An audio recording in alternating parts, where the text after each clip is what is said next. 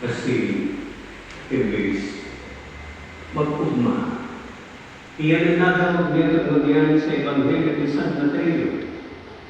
Kaya, Happy Easter po sa Saduyan na po sa Matugan ni Cristo. Happy Easter po, Padre. Meron ba naman ni Happy?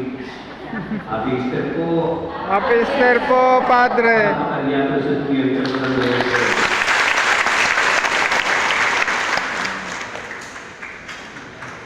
Kaluwes Santo na Matugan, sa pagkakaroon niya ito, kan uring pamanguli, si Cristo mismo ang naghalik kan sa inyong gubing. Tangaling salian, ning gubing, ning paglilingkod. Bago yan, kan ako niya ang krus ning karitasan. Pag Biyernes at Kamanatugang, kung inaakunan kita naman yung paglilingkod at ipagkamuat sa Huwebes Santo sa huling pamangkin, inaakunan kita na ilingon ang krus ni Cristo bako sa nang pagsakit o kaurasan asin bako kagadanan. At Biyernes Santo na Good Friday, ano po? Good ning huli at dyan sa damayan, si Kristo mismo, hinahalik niya ang karapatan sa tao. Amen. Buong sabihin niya, ang sayang sakripisyo, pagkamuot. Ang krus na iyan, pagkamuot. Ang sakit na inagihan ni Kristo, sakripisyo ni huli sa sayang pagkamuot. Kung sabihin ng pagdusay niya magatukan, bakong kagadanan sana. Kagadanan sa pagkakasala ng tao. Kaya sabi niya naman, consumatum est. Natapos na. It is finished. Ano ang natapos na naman? Bakit magsakit niya? It is finished. What has been completed was the obedience of Jesus to the Father. Gano'n yung sinabi niya, natapos na Ama ang misyon na itinatang mo sa saguyan. Natapos na ang diplom sa buhay ng tao. Sa saguya na pagkabuhay iwan, sa imong pagbawan sa saguya, kay banang ko na sila. Kaya ang Santo, makusa na. Kasi nasabi niya itong pagtios, pagsakit, kaurasan, kagadanan, makusilin na yun. Nagadaman, nagdusay, talagang mabuhay ang katauhan. Si Kristo, iyo ang naging dalan nito. As in, dalan siya, ang dalan maliwanag. Si Kristo kaya, bakulang na dalan kundi siya ang liwanag kay sa duriyang buhay. Iyan ang pinagsisilibrar niya ito, enot na parte. Iyo ang liwanag. Kaya mahiling niya ito, kapag diklom, sinisimbolo ni ang pagtabot ni Kristo sa kadikluman ng buhay ng tao, may sarong liwanag na nagbabanaan. As nagsurulog kita dyan, ipinagrugyaw, liwanag ni Kristo. Ano ang simbagka?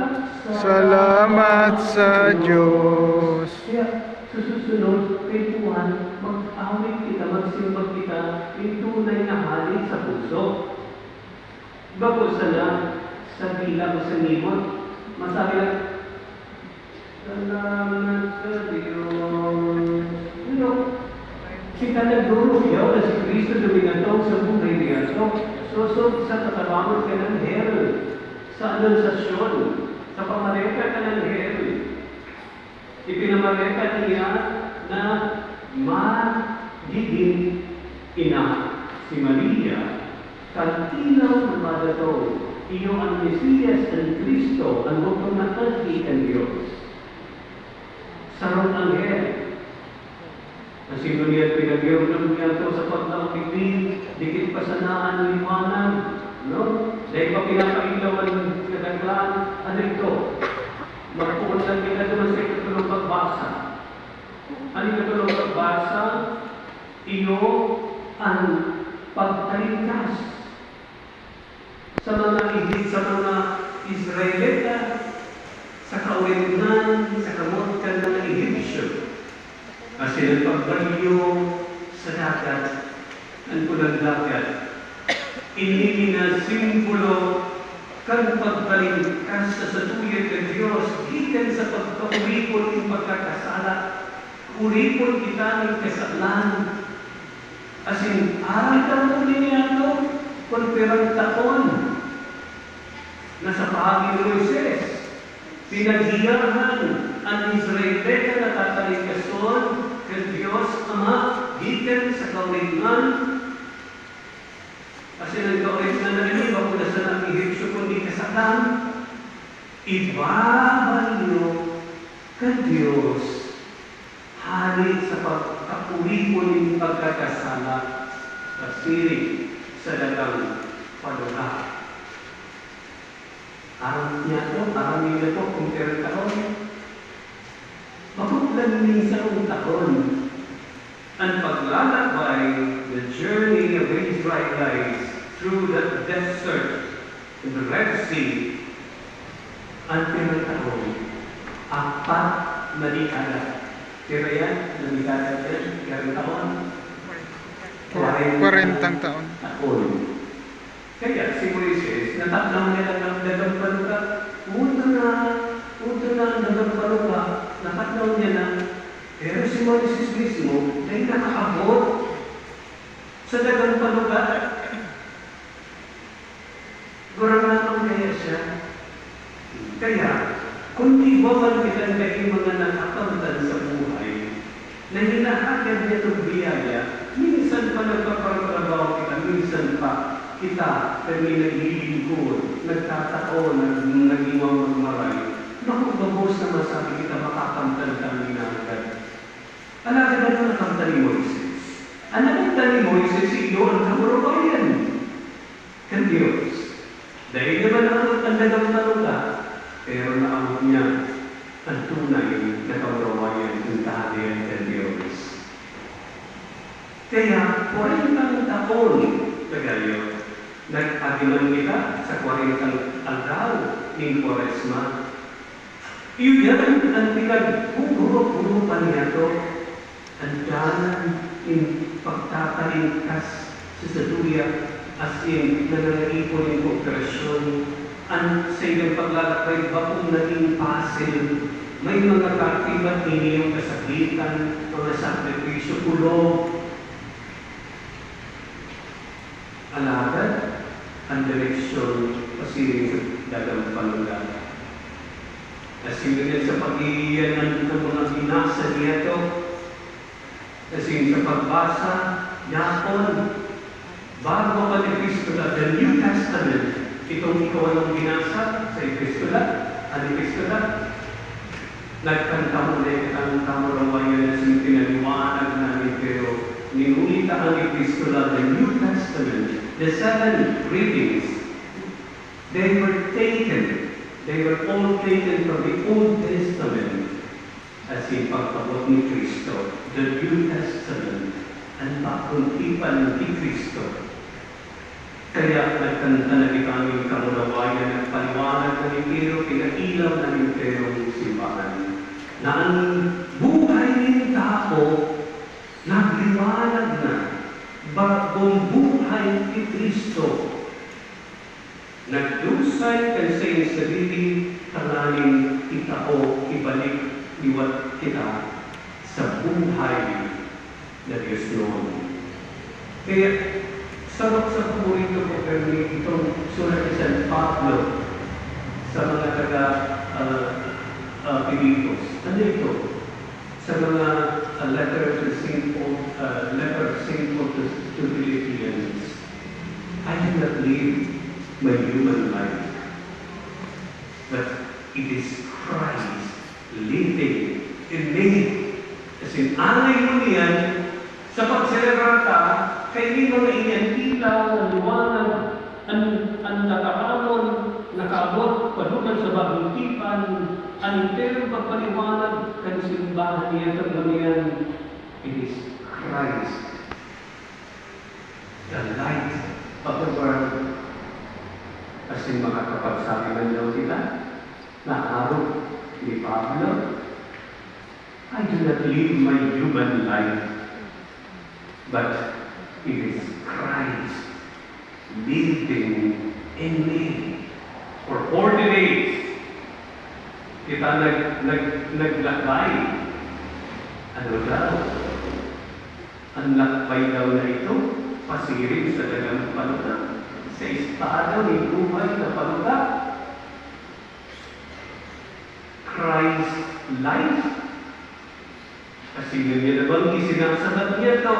Ang daw, ang sabuyang buhay mo niyan for 40 days, and within the Trido Pascua, may niyo nakikisobrang daw sa liwanag ni Kristo. At sinining pagkabuhay liwanag ni Yesu Kristo na sa taong sobranan, masasabi ka daw, maugma ako. Bako na akong takot, sabi ni Kristo sa Ebangelisan, dati ka mo matakot. Alaga ka mo na natatakot kita. Bakit akong tumanggiray si lumang buhay? Dahil pa kita nakapag-awit kamurawayan sa Diyos. No? Ano po? Dahil kita nakasabay sa 40 na tao ni Quaresma. Dahil kita nagputo. Kasi dahil kita nagbukas sa ilaw na magliwanag sa situlyang puso. Kaya sabi, imbes na matakot ka mo, sabi ni Kristo, mag-ugma ka mo. Kasi sinabi ni Kristo na dahil ka mo matakot, lakaw, pabaritaan ninyo, ang sa kong mga dugang, kagaling magdaman sila sa Galilea, asin dumaling na ako mahihiling. Go and proclaim that Christ has risen. Iyon ang mensahe sa Saluya, kan pagkabuhay ni Juan Jesu Cristo na sa taong kaguranan, na nagdusay kan sa iyang sariling buhay, kangaay ikabalik ng liwanag sa Saluya. Alaga ng liwanag na iyan, mayroon iba, kundi siya, si Kristo. Ang habot sa tuyang ko niya ni Kristo, maliwanag na daw ang sa iyong buhay. Nilulita, ako na ang kaiba-iba nila niyan sa siyong paglalakbay. Ninuli, ay namok na ninyo ako. Buhay na buhay ako sa inyong pagkatao. Kaya, maukulit-kulit man niya ito na ining pagkabuhay liwat ni Kristo, nagduro kayo kita kay ba ni Pablo na sinasabi niya ito, I do not live my human life. Christ has risen in me. He is my life. He is my life. Therefore, I do not live my human life. Christ is living in me. Happy Easter po sa Saluya Gabos. Happy Easter po, Padre. Kaya kumagirari mo na. Happy Easter po sa Saluya Gabos. Happy Easter po, Padre. Para pakanyato sa Saluya.